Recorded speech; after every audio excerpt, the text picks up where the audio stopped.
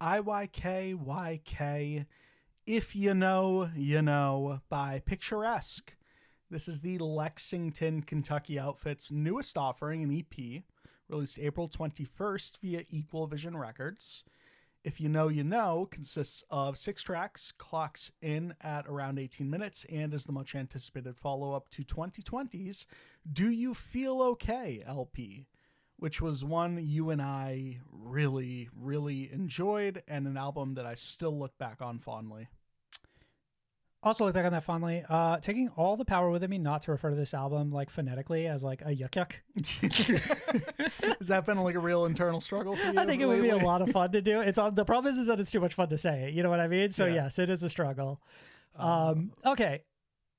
6-track EP after 3 years of silence. Where do you sit on that? Where do you sit on that? I'm a little pissed at Picturesque, and it would be easier to be angrier at this band, if the 6 songs they gave us weren't fucking solid. And that's not even it's like, all right, we've had this discussion a million times over. It's like, I could give a fuck what a band's release like format choice is. Like, you want to drop 1 song a month, like knock yourself out. You want to drop an EP every like 6 months, sure. You want to do an album every 2 years, whatever. This just feels like a really strangely long wait to finally get these 6, because for all intents and purposes, I feel like we got Do You Feel Okay, a tour, and 2 years of silence before we came around to, like, out of nowhere getting a 6-song EP. You know what I mean? Like, it just feels like a really weird, like, I feel like in some ways it's still hard to break my brain of, so you just wrote 6 songs in 3 years? That's it? Really? I know. That's it? You know how many hours of podcasting I've recorded in 3 years? It's crazy how frequently and those are equivalent? I don't know. It's weird having to remind yourself, but like, this album dropped at the top of a pandemic, and maybe this is one of the few artists who are still bouncing back from that, in the sense that like we dropped an album that's popularity was stunted by COVID, I would imagine, because it dropped like a month into that whole fucking thing that ended up lasting for 2 years. And, you know, did we really tour it? I don't think. Fine. If you're kind of coming back to me and you're telling me, hey, there's a certain level of like financial investment that went into this album that obviously couldn't be recuperated and made it harder for us to get back into the studio and produce something of equal. For the record, I think that's exactly what I'm saying. Yeah. That's what I'm saying, is that I think that's a really fair argument. I think I more so look at this in a form of like, okay, well, like, what is the structure now to be a successful band? And that long-term disappearance is something that only works if you're big enough to get away with it. You know what I mean? So it's almost like I have this opposite sentiment in a situation like that. And this is almost like nothing to do with this fucking EP at this point. It's just sort of like a side conversation it also about can like barely even be applied to Picturesque. Like they just happen to be the band at hand, but I think that this can be sort of generally applied to a lot of other bands as well. Like, it's curious that we didn't get like these 6 songs sort of trickled out slowly over the course of a year and a half before we just sort of packaged them all together with like one additional song. You know what I mean? Yeah. That almost feels like it's more in line with the structure of what I see a lot of other projects doing right now. It's kind of crazy to me that we got this with like 2 of these songs being singles, not 5 of these songs being singles. So surprisingly traditional release. It's caught in some weird in between of like what projects used to do and what projects are doing now. That is sort of like confusing. Well, that's on one hand, and I think on the other you have like, you can probably look at it more rationally in the sense that like it's certainly weird nowadays for a band to sort of disappear for 2-3 years, but realistically, like, if you were to disappear for 2 or 3 years, it makes more sense to come back with just an EP than it does an album. And now the hope would be that this band would find some success from many of these 6 songs, and it would carry over on into an album that would not have a 3-year gap from the EP's release to then. But it's hard to say how that would shake out. It's funny, this band, I guess, if they're one thing, they're consistent in the release cycle being 3 years, because it ended up being, well, I don't know, I think they had like an EP originally, but then we got back to Beautiful, which was that debut album, which was like 2017, And then this new album, the latest album of theirs, was 2020. It does feel overall like I have an incredibly limited amount of material from Picturesque at this For point. a band I've been following for like 6 years minimum, Right, because it does feel like I've been following this project for a significantly long time at this point. Like back when they were doing like I feel like they were doing like covers really early on was a lot of like their material. Like there was like little a bit of that. EP Well, they were doing drop it in the and middle. then like we get in the covers. Well, I remember a lot of their bigger covers were like stuff in between Back to Beautiful and in between the newest record of theirs, where it was like Not Do this Re one, Mi. but Do You Feel Okay? Yeah. Well, this is like an EP, which is The why Black Bear one is yeah. the one that comes to mind immediately. to be Heartless fair. by Weekend being another one on there, and I'm sure there was probably 2 or 3 other ones mixed in there. And honestly, if that's how you want to look at it, like they were doing what you would at that time sort of come to expect most bands to do, which is just a constant output of material, where it was, hey, here's the debut album, and in between that and Do You Feel Okay, you actually heard like 5 or 6 of the singles. You heard Swipe, you heard Pray years prior to the album coming out, or maybe at the very minimum a year prior to the album coming out. You had the covers, all that stuff. They were pretty consistent in that sense, which is why like I do look at them and I take that information and I look at the past 3 years, and it's like some of it had to have been a wash because of COVID.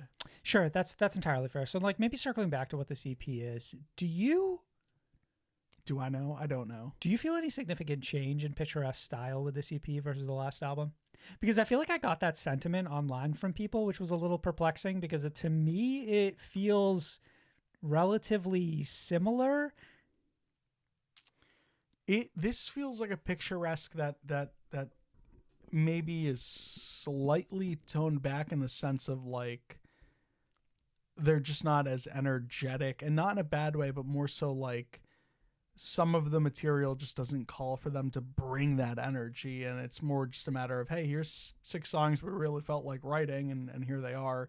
Stylistically, I guess that's what I mean by energy. It's like it's slightly less in your face, it's slightly less abrasive, because they could certainly ride like the heavier bits of like Sleeping with Sirens type of material, and that's maybe less present here. And I think some of it has been swapped out for like I don't know, there's certainly songs like Break It All where like that opening little bit sort of sounds like what you would hear be the opening beat or whatever for like a hip hop song nowadays. So I think there's certainly influence present within this album, and if that influence is different than what influenced their stuff in the past, then sure, like that's stylistically a change here. But I listen to If You Know, You Know, and I think to myself, yeah, this still sounds a lot like Picturesque. Fair to say this is a really great companion piece to that Dead Lakes album from earlier this year? It is. They are Absolutely. very similarly styled, like to one another, in a sense that like both of those bands would tour very well together. Like they're definitely in this sort of like hip hop influenced emo, like Not a Toy, Chase Atlantic, maybe throw in like a little bit of like that Nothing Nowhere, less the new album and more so the older material. Like I get a lot of that energy from this. You mentioned Break It All. That was one of my favorite songs lyrically, where I think this album is particularly strong. I wrote down a few lines from that. I've been sleepwalking with the shades up. My eyes stare to the side when our lips touch. My baseline stays flat when I wake up. I thought that was all really like well, like crafted, like metaphors and stuff like very, very well articulated. Like I think between that song and the one that comes after it, Watterson West, which is a huge standout. Watterson West has to be the standout behind like maybe even Break It All, yeah. And like the first single, which I thought was pretty like a good, strong return single choice. Yeah. But like, especially lyrically in the sense that like it puts on full display one of the strengths this band has, which I think is just like they're fairly good storytellers. Yeah, and a lot of that storytelling is based on like, real, like it feels very simplistic, like in a sense that it's easy to relate to or easy to understand. Watterson West in particular just feels like it's like one of those really good like late night walking home sort of in your feel anthem type things. I have a little bit more to say about it, and I want to get to that in a second, but I just wanted to mention, as far as like the structure of the CP goes, I think that it maybe starts by putting its two weakest songs forward, and from that point on, it is banger after banger after banger. In that, like, from Hopeless to Break It All, especially Waterston West, like suddenly these songs are just one-upping each other in really, really impressive ways. I think that what you might have here is a realization that Picturesque operates better within a certain structure than Borrowing Problems. For me, is the one that sort of jumps out as slightly under like the average, and I think a lot of that is just because I found the instrumental to be a little like underwhelming. So I'm sort of there with you. And I didn't really have this issue with Strange Habits, by the way, for what it's worth. Strange Habits is okay. I guess really the reason I wanted to mention it was more so, hey, if you're gonna, because overall I do recommend the CP, right? And what I want people to get from this is that I think all 6 songs are worth listening to. So if you don't particularly enjoy like the first 2 right off the bat, I'm telling you, wait for Hopeless to kick in and then just let the CP take you on the rest of the ride. And essentially just give it a chance, pretty much. Not that like the first 2 songs are bad by any means, but it's like, I feel like, I guess really what I'm trying to say is that like the back half of the CP is so fucking phenomenal. It does feel weird now, sort of going back to our earlier conversation, and what we touched on there. I do think this EP almost sort of undersells itself in a lot of ways. Like, I think we could have put more of these songs out there, even if it ruins the integrity of the EP listening experience to have so much of it already out like for every, but I mean, that's just essentially music marketing at this point. So it's almost entirely unavoidable. But now I'm actually starting to see the rationality behind something like that, because I think maybe even my own personal anticipation going into this would have been a lot higher had I heard something like Break It All or Waterston West prior. Or first on the EP, right? Like, I think that you would have gotten more people to come and check this EP out had they been aware of how strong some of these songs were in the back half of it. Yeah, absolutely. Waterston West is one of the best songs I've heard this year, bar none. Okay, yeah, it's pretty strong. I'm not going to argue with you. I thought it was really good. Bro, you know that relationship and or breakup fucking hit when you're literally naming the song after something that the song is about. After you're naming it after something that the person the song is about clearly can reference it's about them. You know what I mean? Like, and not in like a gimmicky like novel way, but it's like actually legitimately feels like if you know, you know. Right. Well, but so that too, but it's like, so I looked it up because Waterston West was like, I hear those words and they're part of like the melody, they're part of the chorus in the song. I did. Luther? So I'm sitting there and I'm like, nah, that's too specific. Like, that's too specific, right? It's not just like, hey, I miss those nights with you in Tampa. Right. You heard that song and you're like, okay, the game's afoot. Right. And it's just like, okay, well, you know, how many relationships could we have realistically had in Tampa? We could have had millions, right? I don't know why I settled on Tampa. I feel like they're in the news or something. How many people have you dated that live in the Waterston West apartment complexes in Louisville, Kentucky? Right, you know who you are. Yeah, if you know you know who you are. You broke my heart. Yeah. So go ahead. That song is so fucking funny too, because in the sense that like I just love how it's almost meta to call this if you know, you know, because it's like we're really not leaving anything up to interpretation in the sense of like, okay, this lover lived in this apartment complex and I can find what city that apartment complex is in. You talk about traffic. This band is from Lexington, Kentucky. They talk about traffic in this song. Okay. You know, enjoying the traffic, or like waking up and now I got to deal with traffic to get back home or whatever. And it's like, I can look that up on Google Maps, and that's a 1.5 hour drive. That's if traffic is good. I don't know. I think when you're talking in like a weird specific but not like very detailed, then I do think that's where you create this wiggle room for certain people to understand exactly what you're saying and for other people to understand enough of what you're saying. So I think that Picturesque does a good job of living in the middle in that sense. Where it's like Watterson West, you can understand like what it means, but you can only understand it at a surface level because you've just been given only enough detail. Unless you look it up, though, because they gave just enough detail. Yeah, but no, for me, it's something completely different. It's like, it's like you could say, okay, the Applebee's on the corner of like 24th and 5th, right?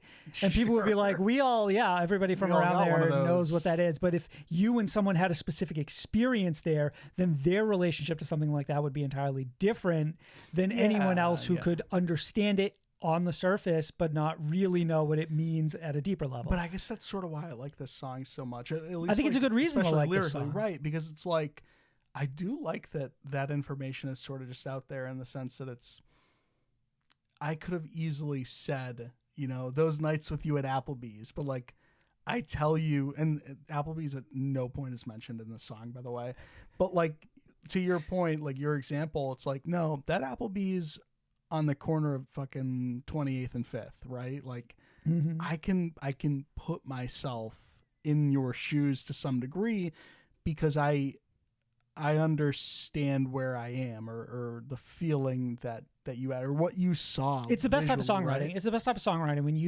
you can add some level of personal detail to something, and even if you don't give everything away, you give enough away that like you've created a unique experience, or at the very least, like you're articulating an experience that is unique to you. Yeah. It's what I beg of all artists, honestly. Right. And that's why the song sticks out to me so much, because like just getting that extra bit of information to chew on makes me replay that song 7-8 times. Now that's that song. What do you give the EP as a whole? I think for me, this is actually a 4. Okay. And maybe that's just off of the strength of the 3 songs on here that I find the most appealing, and Hopeless and Break It All and Watterson West. But those songs are specifically what I come to Picturesque for, and they sound absolutely flawless on them. Kyle sounds incredible on every song. I've really missed Picturesque, and maybe giving it like a 4 is because it's essentially me saying, hey, finally, thank God. Like, I'm just happy to be here. Okay. But I do think that like there's still a level that this band could be operating on that they're not quite at. And I do trust that they might get there should, you know, they keep picking up steam, and, you know, we're on the other side of this whole pandemic shit, and like get me a fucking album in 365 days time, and let's keep building on this momentum. I think that there's absolutely a better Picturesque that exists out there. But for now, if you know, you know, I'm really happy with this CP. I'm a little more level on it. This is a closer to like a 3 to me, where I really enjoy it, but I don't know if it truly moved the needle for me just in terms of like releases this year or even like Picturesque overall discography. I think that this is a good finding your voice, even though this is a relatively well-established project. Rediscovering your voice. Yeah, this is sort of more, this feels like sort of beginning to outline a path forward. And I think there are instances where this band really did find it and find what like works best for them. I just don't think that they totally nail it on this EP.